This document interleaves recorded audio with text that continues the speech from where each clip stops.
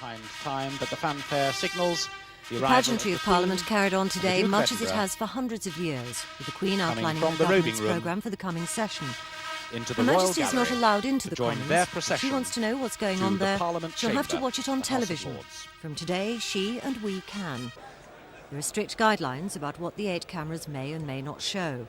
MPs have been concerned that their more extreme colleagues may get carried away by the prospect of television. But the longest-serving MP, who's survived 9 Prime Ministers since he took his seat 40 years ago, reckons they'll have to go some to beat their Victorian counterparts. Towards the end of the last century, when the Speaker had to suspend the sitting because of uproar and brawling between members, and the newspaper soberly reported the following morning that the cleaners had to sweep up large quantities of discarded scarf pins and broken false teeth. Oh, for the good old days. Promptly at 2:30, with due propriety, Parliament took to the air. Order! Order! The first few minutes were taken up with procedural matters unfamiliar to viewers. We were soon back on more familiar ground. Any other corrupt practices? Left-winger Bob Cryer interrupted the Speaker to get his place in the history books as the first backbencher to address the Commons and viewers at the same time.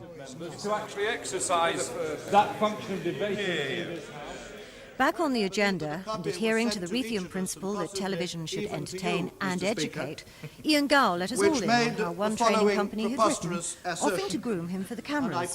The letter said, "The impression you make on television depends mainly on your image, 55%, with your voice and body language accounting for 38% of your impact.